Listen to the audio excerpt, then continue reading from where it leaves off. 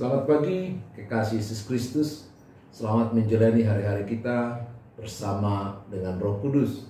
Ketika kita mau melibatkan Roh Kudus, bahkan Roh Kudus akan menjadi pemandu perjalanan hidup kita ini.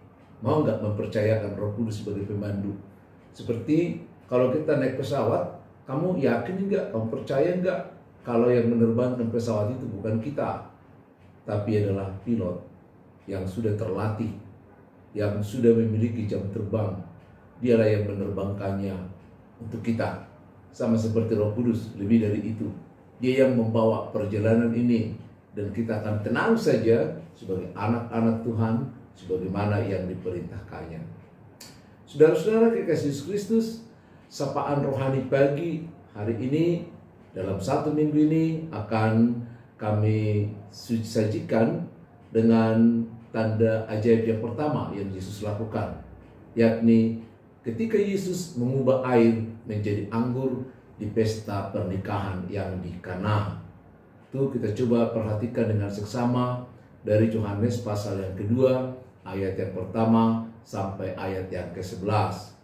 Saya meminta kita juga membacakannya, berdoa dengan kuasa Roh Kudus sebelum kita memasuki renungan ini, agar renungan ini juga bermakna bagi kita, tidak lewat begitu saja, hanya sebuah acara atau kata-kata yang boleh berlangsung di telinga kita tanpa makna. Tapi dengan membaca firman Tuhan dengan teliti, dengan berdoa dalam kuasa Roh Kudus, maka kita akan dipenuhi oleh kuasanya. Kita dengarkan sapaan rohani ini yang akan membawa inspirasi baru dalam perjalanan hidup kita. Pesta pernikahan yang di Kana itu menggambarkan suasana sukacita yang menegangkan. Sukacita yang menegangkan gitu ya. Biasanya sukacita rileks kan.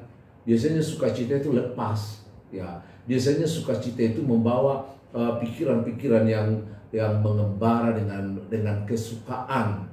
Karena keinginan kita terpenuhi, yang kita harapkan terpenuhi dan lain sebagainya. Tapi saya coba mencatat di sini, kalau pesta sukacita pernikahan yang di Kana itu berlangsung dengan menegangkan. Kenapa? Karena di satu sisi pesta yang sedang berlangsung itu berjalan dengan sukacita. Para tamu yang sudah datang duluan dan menyambut yang datang kemudian, bersilaturahmi, bersalaman, bercerita, tertawa, terbahak-bahak dan lain sebagainya. Mereka bernostalgia sambil disuguhkan dengan minuman, disuguhkan dengan makanan, dan tentu minuman yang utama adalah dengan anggur. Kenapa dengan anggur? Karena memang mereka tidak seperti orang kita, khususnya di Indonesia, yang menu utamanya dalam pesta adalah makanan, nasi. Bagi mereka adalah roti, maka yang cocok dengan roti itu, apalagi di musim yang dingin sekali pada waktu itu, atau di sepanjang masa di Tanah Yerusalem adalah dengan musim dingin, maka mereka suka dengan minuman-minuman beralkohol atau minuman-minuman yang mengandung kehangatan, maka mereka meminum itu seperti anggur. Dan ketika mereka bertemu, inilah sebagai menu utama, sehingga mereka dengan sukacita, bernostalgia. Dan di bagian dalam dari pesta itu juga berlangsung dengan adat yang khusyuk ya, dengan percakapan yang semakin dalam antara pihak pria dan wanita, ya sebagaimana layaknya di pesta-pesta. Dan tentu juga percakapan itu akan diselingi dengan makanan dan minuman, tidak lupa dengan anggur tentunya. Sehingga persediaan anggur sungguh dibutuhkan dengan jumlah yang sangat banyak ya. Di sisi lain, di bagian dapur, di bagian konsumsi terjadi ketegangan. Kenapa? Karena semakin banyak orang yang datang, ya tentu juga akan menguras persediaan yang ada.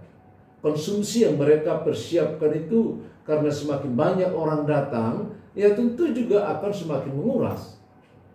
Kita melihat di sini bahwa Yesus juga dengan murid-muridnya, sudah ada 12 murid-muridnya, dia undang juga. Biasanya kan para pemuda nggak diundang ke pesta, karena sekalipun Yesus sudah menjadi guru, seperti dikatakan 3 hari kemudian setelah pemilihan para murid-muridnya, dia datang dengan kehadiran Yesus yang masih pemuda pada waktu itu, menggambarkan bahwa pesta ini sangat dihadiri oleh banyak orang, sangat banyak orang yang hadir dalam pesta itu. Ya tentu kehadiran orang sebanyak itu akan sangat bersangkut paut dengan konsumsi. Dan para pengurus yang di dapur inilah yang pertama-tama mengalami ketegangan. Karena mereka melihat persediaan yang semakin sedikit, orang yang semakin datang. Maka terjadilah ketegangan di antara mereka memperbincangkan kekurangan itu. Jadi di mana ada kekurangan, itu selalu membawa ketegangan. Ya, ada kekurangan soal makanan, pasti akan membawa ketegangan, bahkan bisa menjadi keributan. Kekurangan perhatian juga membawa ketegangan ya. Kekurangan dompet juga membawa ketegangan. Kurang komunikasi juga membawa ketegangan. Semuanya dalam kehidupan yang digambarkan selalu ada ketegangan ya. Dan ketegangan itu semakin menjadi ketika semua anggota saling bicara satu pada yang lain. Dan berupaya ingin mencari jalan keluar, tapi nggak kunjung datang jalan keluar. Yang ada hanya keadaan semakin hangat. Sama seperti kejadian-kejadian dalam hidup kita. Kalau ada masalah dalam hidup kita, dalam keluarga kita, atau dalam persekutuan kita, semakin hangat dibicarakan, tapi belum tentu jalan keluarnya dapat ditemukan. Pada keadaan seperti itu juga kita melihat bagaimana Maria, ibu Yesus adalah bagian dari pesta itu. Saya katakan bagian, karena dia juga bagian orang yang tahu ada kekurangan.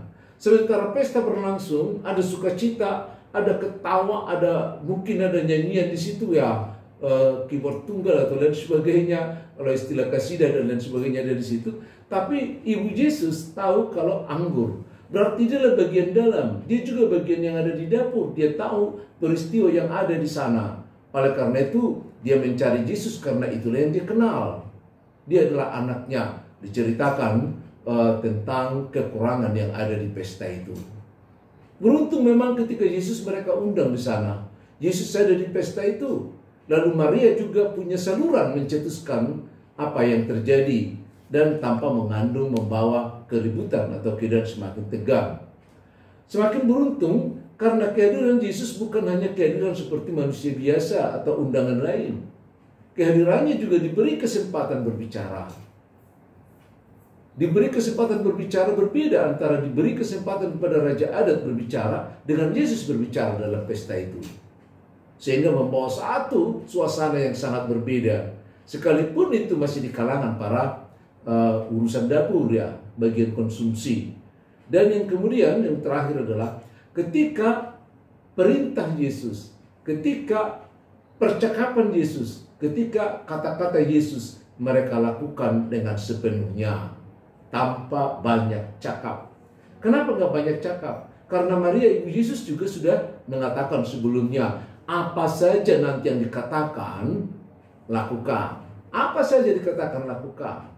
Maka terjadilah keadaan yang sangat terbalik pada waktu itu.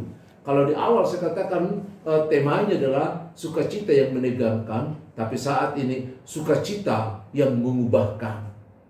Ketika mereka menjadi orang yang mau menghadirkan Yesus, mendengar Yesus, melakukan apa yang dikatakan oleh Yesus dalam pesta itu, maka kemudian ayat-ayat berikutnya akan kita lihat menjadi cemerlang. Kepala parhubas ya, kepala konsumsi itu ketika tahu kalau ternyata anggur yang terakhir itu jauh lebih baik dari anggur yang pertama, suasana menjadi berubah. Hidup kita juga demikian. Kalau ini digambarkan sebagai satu pesta, tapi bukankah hidup kita suatu pesta dalam kehidupan yang sangat singkat di dunia ini, di mana kehidupan kita seringkali ingin mencari sukacita, tapi kita lalai lupa menghadirkan Yesus. Tapi ketika dia hadir, maka segala sukacita, segala kesulitan akan teratasi. Sebagaimana pendahuluan renungan ini selalu kami dahului. Bersama dengan Roh Kudus, ada banyak hal yang bisa kita lakukan. Bersama dengan Roh Kudus, perjalanan hidup kita akan lebih bermakna. Bersama dengan Roh Kudus, kita akan dituntun dalam hidup yang kekal. Melalui pesta di Kana, kita akan satu minggu ini diterangi oleh firman Tuhan. Shalom.